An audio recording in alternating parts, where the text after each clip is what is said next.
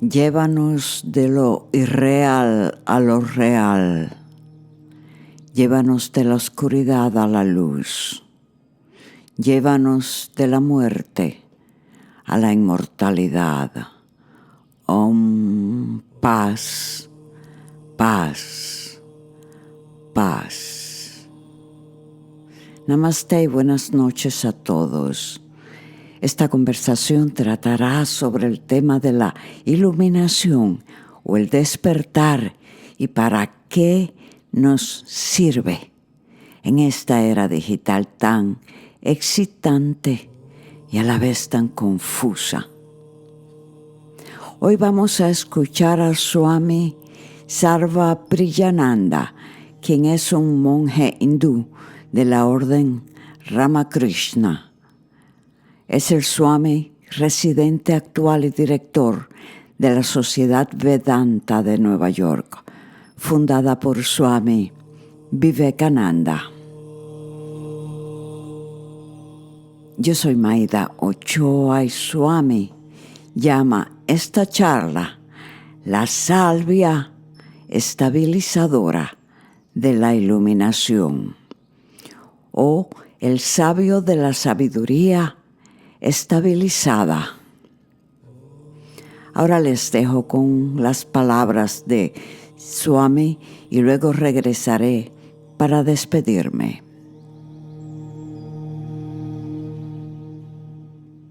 Esto surge de una pregunta que nos surge a todos después de haber estado en Vedanta por un tiempo. Todos escuchamos que nuestra verdadera naturaleza no es el cuerpo y no es la mente. Hay el cuerpo en la mente, obviamente, pero eso no es lo que somos. Somos seres espirituales, somos pura conciencia. Y luego estudiamos métodos de análisis de nuestra experiencia de nosotros mismos y nos preguntamos, ¿cómo? ¿En qué sentido no somos la mente y este cuerpo?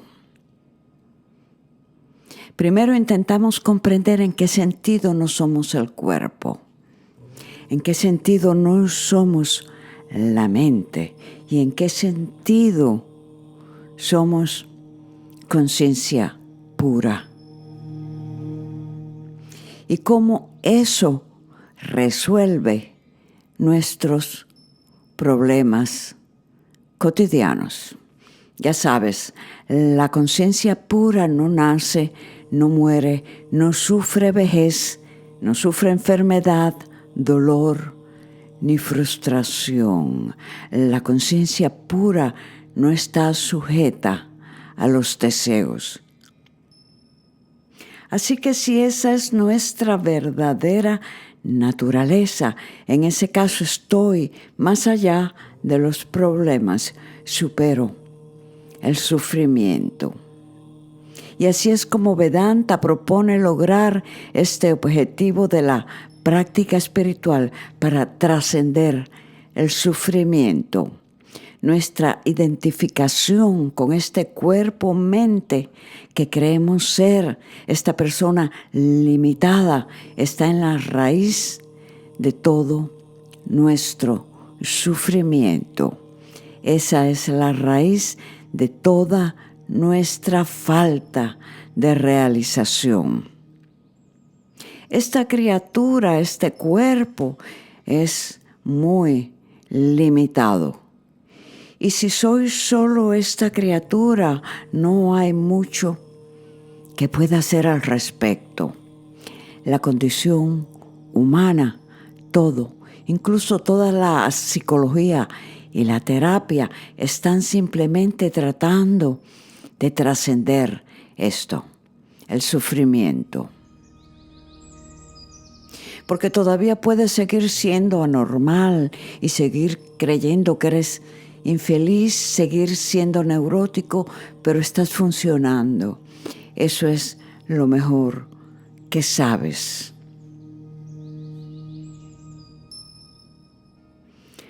Hay estas tiras cómicas que leíamos cuando éramos niños. Una serie era Asterix y Obelix, sobre aquellas dos niñas que lucharon contra los romanos en la antigüedad. Y una de las historias era que iban a los druidas. Los druidas eran los terapeutas de aquel tiempo. En aquellos días acudían a un druida famoso por curar enfermedades mentales y veían a todos los pacientes sentados afuera. Y hay un tipo que está en 4 patas y ladra. ¿Qué le pasa? Oh, él piensa que es un perro. Entonces este perrito entra a ver el druida y luego sale y camina derecho. Y la gente está asombrada. ¡Wow! Se ha curado. Ya no cree que es un perro. Entonces le responden, oh no, todavía piensa que es un perro. Simplemente le enseñaron a pedir, suplicar, ya sabe, como los perros piden comida. O sea, quedarse como estaba, porque no tenía remedio. Eso es todo lo que razonablemente podemos esperar mientras pensemos que estamos arraigados en esta carne terrenal. Y si eso es todo, no somos mucho, no es mucho más lo que tú puedes esperar de esto. Pero Vedanta, y no solo Vedanta, de hecho cada religión, cada tradición mística te dice una cosa en diferentes idiomas, diferentes filosofías, diferentes teologías, diferentes mitologías. Todos nos dicen que no somos simples seres mortales, somos seres espirituales. Y la realización de esto, esta es la palabra realización, la comprensión, es darse cuenta de que vivimos en esa situación. Es muy interesante. Realizar, darse cuenta, significa saber. Pero darse cuenta también tiene otro significado y es hacer realidad. Una vez que nos damos cuenta de que somos un ser espiritual, siendo que no eres un cuerpo-mente objetivo, sino que eres el sujeto puro, el testigo, la conciencia pura. Y entonces te prometen todas esas filosofías, te prometen que superaremos las limitaciones de la existencia material, que alcanzaremos la plenitud. Y veremos en qué sentido, en un sentido profundo, estamos más allá del sufrimiento. Ahora, lo que sucede es que una vez que leemos todo eso, y si persistimos en ello como lo hemos hecho la mayoría de nosotros aquí durante años y años, hemos estudiado o escuchado Vedanta, comenzamos a tener una idea de lo que quiere decir, pero ahora nuestra siguiente pregunta es, ¿por qué no parece estar funcionando? Ahora, realizar, en inglés to realize, en el segundo sentido quiere decir hacerlo real. Primero lo entiendes, después lo haces real. Ahora entiendo realizar en el primer sentido de comprender, pero date cuenta de algo, hacerlo real, o sea, llevarlo a la práctica, no parece estar sucediendo para la mayoría de nosotros, porque seguimos sufriendo. La promesa fue que superarás el sufrimiento y alcanzarás la plenitud. Pero quizás no te sientas particularmente realizado. Dirás, no siento que hayas superado el sufrimiento, todavía reacciono ante el mundo de la misma manera. ¿Cómo he superado el sufrimiento? No lo he hecho. ¿Cómo he alcanzado la plenitud? Mediante Vedanta. No he logrado el resultado. Y entonces piensas, me lo habían prometido, pero todavía no es real para mí. ¿Cómo vivo? ¿Cómo hago? Realidad, esta enseñanza de Vedanta. ¿Cómo puedo hacer que los resultados sean reales para mí? O sea, dejar de sufrir. Este es el tema del debate de hoy. Arjuna tenía esta misma pregunta. Dice, supongamos que me dé cuenta de esto, si me ilumino. Entonces, ¿cómo será diferente mi vida? ¿Cómo será? No dice que sea solo la iluminación, la liberación del sufrimiento, la liberación del ciclo de nacimiento y muerte, la liberación del samsara después de la muerte, una espiritualidad post-mortem. Pero eso no es lo que se promete una y otra vez. Leemos en los Upanishads, ese texto dice, lo lograremos aquí en esta vida, ahora, en este cuerpo, en la vida que llevamos, no solo después de muertos. Entonces podemos ser completamente iluminados como un Jivan Mukta libre mientras vivo en este cuerpo. Pero ¿cómo puedo lograrlo? ¿Y cómo sería ser capaz de lograr esto? Entonces Arjuna le hace esa pregunta a Krishna al final del segundo capítulo del Bhagavad Gita. Después de que Krishna ya le ha enseñado la doctrina del Atman, de que eres pura conciencia, eres un ser inmortal, eres eso que la espada no puede cortar, eres eso que el agua no puede ahogar, el fuego no puede quemar, el aire no puede secar. Eres inmortal, no estás sujeto al nacimiento ni a la muerte. La muerte no es nada para ti, es común cambiarse de ropa. Cuando la ropa se ensucia, la pones en el cesto de la ropa sucia o te pones un traje nuevo. Exactamente así, cuando los cuerpos se vuelven viejos y desgastados, descartamos los cuerpos viejos y pasamos a otros nuevos. Parece como si así de fácil pasáramos por algo tan tremendo como es la vida y la muerte. Solo estoy citando versos muy famosos del Gita. Atravesamos cambios tremendos en el transcurso de la vida, desde la niñez a la juventud, a la adolescencia, a la adultez, a la vejez.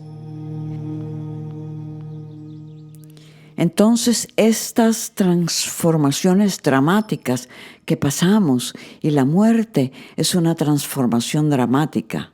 Y Krishna le está enseñando a Arjuna que no eres el cuerpo sujeto al nacimiento y a la muerte, ni siquiera eres la mente que está sujeta a constantes altibajos. Así que eso le estaba enseñando Krishna, le está enseñando Karma Yoga. ¿Cómo puedes prepararte para utilizar actividades diarias en tu desarrollo espiritual? Ahora, Arjuna hace esa pregunta, la pregunta final del segundo capítulo. Supongamos que obtengo esta iluminación que me prometes. ¿Cómo será? ¿Cómo definirías a una persona iluminada?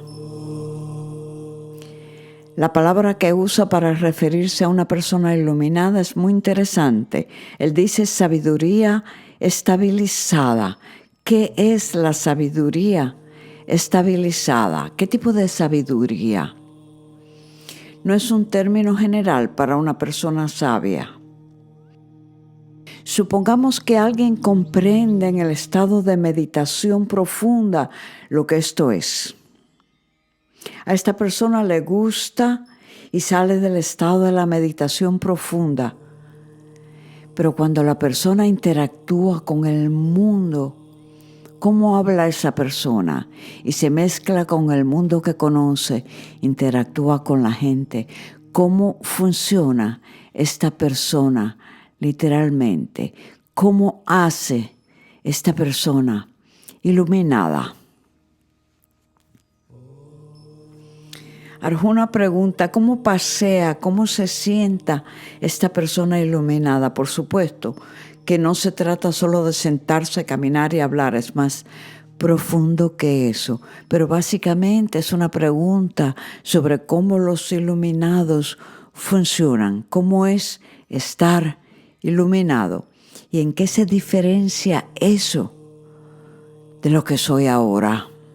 Esto es interesante. Todos podríamos sentir curiosidad por saber cómo es estar iluminado y sobre todo qué utilidad práctica tiene estar iluminado en mi vida.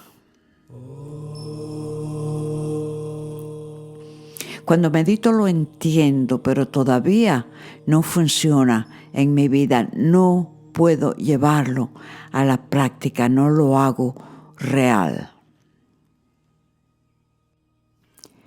Cuando una persona obtiene claridad en Vedanta, conducirá directamente a la iluminación y a la sabiduría estabilizada de un Jivan Mukti. Pero si los preliminares no son fuertes, muchos dirán, ese soy yo. Porque no puedo decir honestamente que he superado todos mis deseos mundanos. Siento que aún no estoy completamente dependiente de Dios ni estoy desbordado de devoción. Si no puedo reclamar eso, mi mente puede concentrarse en meditación profunda durante largos periodos de tiempo y aún no puedo hacerlo, no puedo lograrlo. Y la comprensión de nuestra naturaleza real, que no somos este cuerpo-mente, no es difícil de conseguir. Pero lo que sucederá en ese caso es que no se traducirá en iluminación. Tendrás la sensación de que has dominado una filosofía bastante interesante y algo que es inspirador, pero en el momento en que intento salir a dar una vuelta en medio del tráfico, me enfado, me irrito, me siento infeliz. Tengo muchas quejas sobre el mundo y la gente tiene muchas quejas sobre mí, por lo que no es una vida muy iluminada. Entonces, ¿qué prácticas necesito si soy una persona así?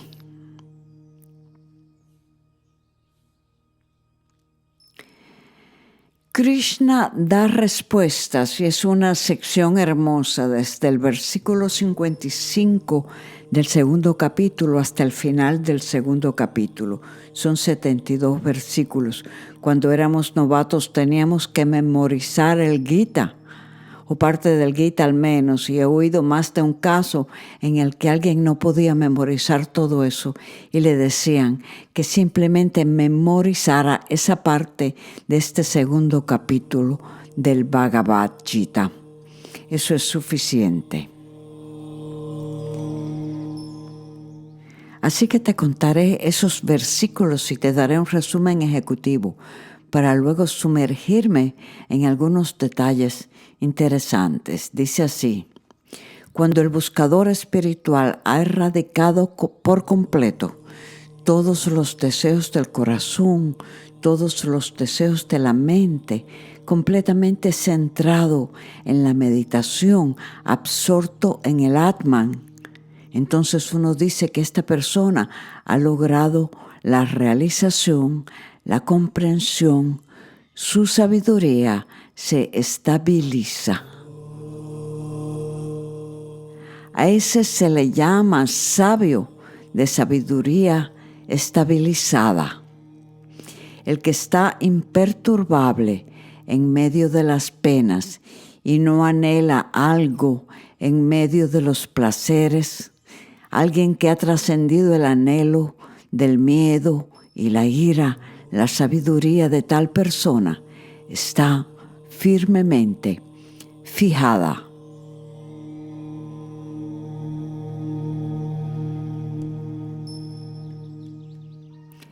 Que la sabiduría de quien está firmemente estabilizado cuando nos enfrentamos a lo agradable y lo desagradable, a lo auspicioso y lo desfavorable, la bienvenida y lo no bienvenido, alguien que ni se alegra cuando las cosas van a su manera, ni se sumerge en el sentir de esto es horrible, esto es terrible. O alguien que cae en depresión cuando las cosas no salen como quiere. Tiene un amor de ficción, pero ningún apego. Se dice que la sabiduría de esa persona está firmemente estabilizada. Estas son las 3 instrucciones clave. Y hay una más que es en cierto modo fundamental para todo esto. Una capacidad, una disciplina.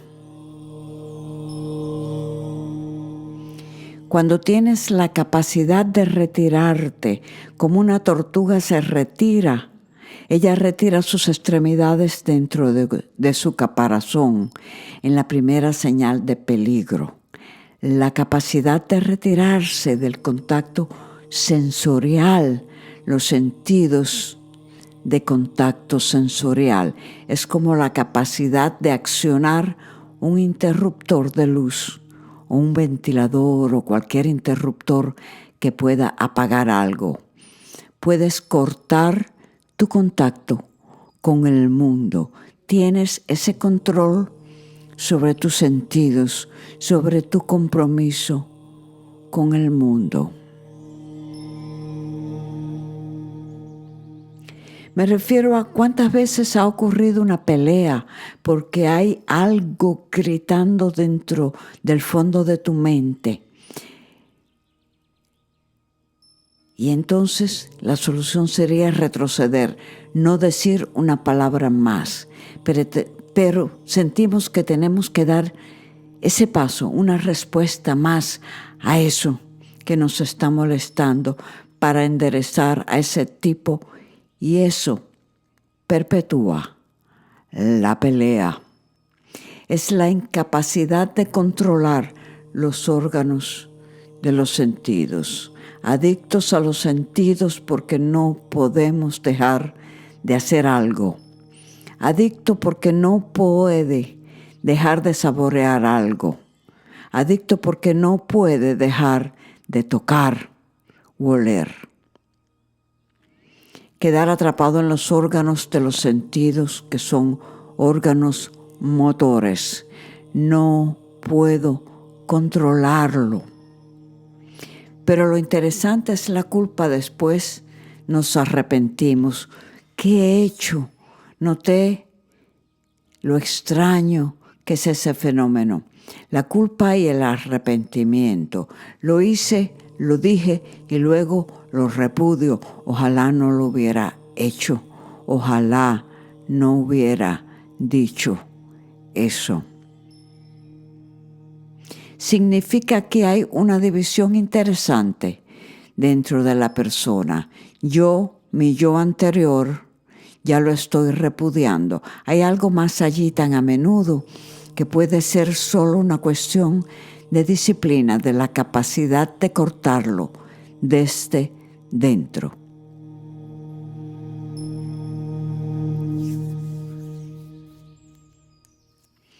Así que de todos modos, Krishna hace un gran problema de todo esto, porque después de eso, varios versos que siguen tratan sobre este tema de la capacidad de controlar nuestros sentidos. Esto es muy importante.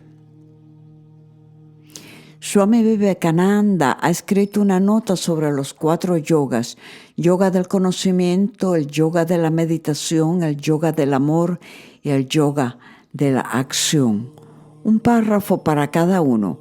Para un discípulo estadounidense, hace más de 100 años escribió esto. Para el camino del conocimiento Vedanta, el camino de la indagación, el camino del conocimiento, dice: en este camino muchos llegan a un entendimiento y pocos se dan cuenta. Este camino consiste principalmente en el control de los sentidos.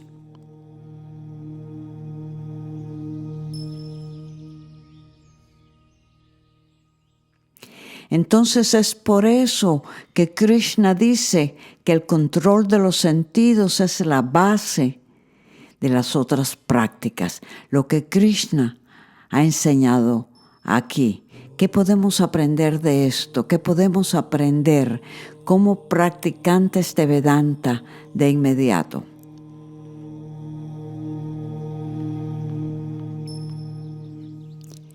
En tu comprensión de que todos somos una conciencia no dual, el Atma está centrado en eso.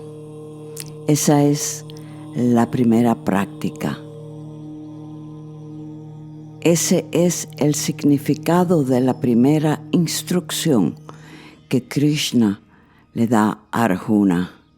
La segunda instrucción, en medio de la tristeza y la felicidad, lo único importante es tu tranquilidad mental.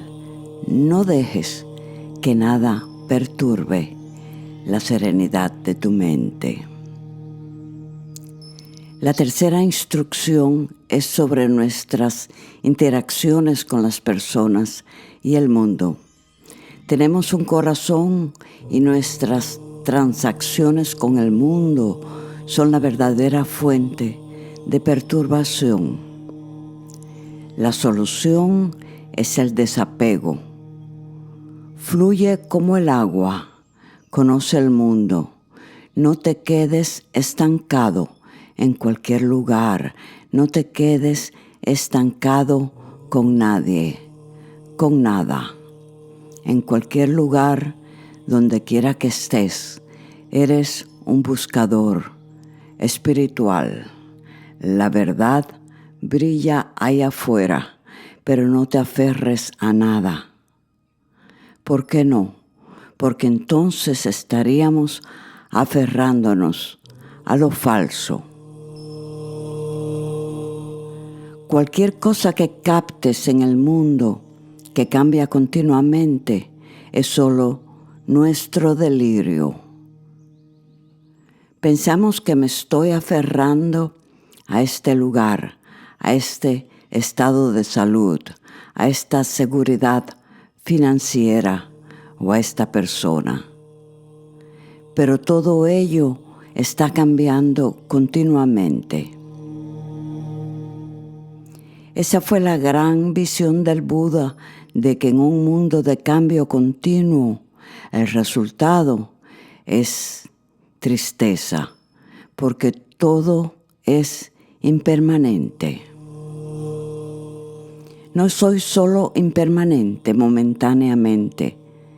Todo es momentáneo, no solo impermanente y momentáneo. Todo es vacío. De hecho, todo está vacío. Y por eso, porque todo es impermanente, momentáneo y vacío, por eso todo es tristeza y sufrimiento. Pero hay algo crucial que está implícito ahí. No tiene por qué ser tristeza ni sufrimiento. Los iluminados también existen en este mundo de impermanencia y vacío, pero están más allá del dolor. ¿Cómo es eso posible? Nosotros queremos cambiar lo cambiante y hacerlo permanente. Queremos cambiar y hacerlo duradero. Queremos cambiar el vacío y hacerlo sustancial. Por eso sufrimos. Recuerdo a este monje que conocí en el Alto Himalaya. Entonces yo vivía en una cabaña al lado de la suya. Él se veía como en esas películas El Señor de los Anillos. Había un mago con una túnica blanca y una larga barba blanca. El monje se veía exactamente así. Era increíble el parecido. Era un tipo alto de constitución poderosa, largo cabello blanco. Y yo fui en verano y hay muchos peregrinos que van allí en verano. Y a los niños les encantaba este monje porque lo encontraban fascinante. Su cabello era tan largo que tenía que enrollarlo y dejarlo colgado. Y una vez le pregunté, Swami, ¿estás tan feliz ahora que toda esta gente viene a visitarte, pero te quedas en los meses de invierno? Él es uno de los pocos que se queda allá arriba durante los meses de invierno. 6 meses sin contacto con el mundo, excepto unas pocas literas. En aquel frío glacial permanece allí en soledad absoluta. Le pregunté qué pasa cuando no hay nadie cerca. Su respuesta fue muy hermosa. Ahora estoy en una gran alegría y luego en esos 6 meses de soledad veo soledad y estoy en mayor alegría. Es aún más divertido. Así es. Desapego. Desapego en todas las transacciones.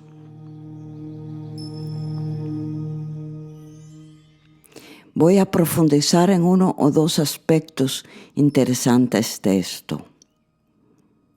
Realmente nuestro problema es que cuando nos enfrentamos a situaciones desagradables, cuando surgen situaciones que realmente nos han traído problemas, somos incapaces de permanecer centrados en nuestra naturaleza como testigo.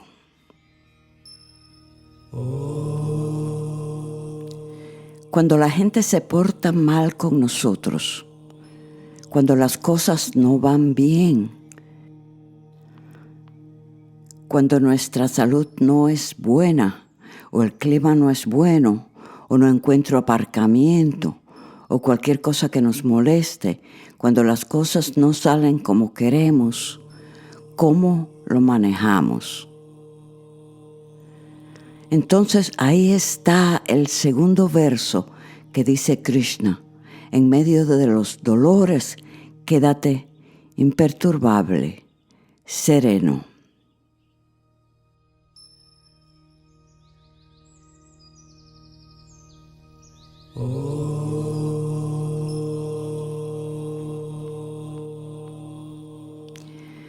Hola, yo soy Maida otra vez.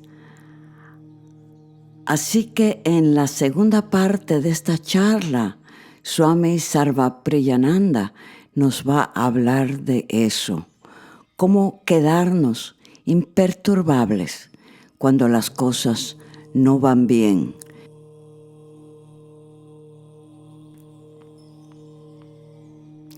No cuando estamos meditando, sino cuando nos enfrentamos a los contratiempos de la vida. ¿Cómo quedarnos serenos, imperturbables? ¿Es eso posible? No te lo pierdas, el próximo viernes sale a las 8 de la mañana, pero aunque lo escuches temprano, repítelo por la noche antes de dormir.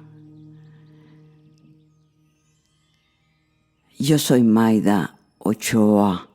Que tengas sueños hermosos y sabios. Te amo. Hasta el viernes.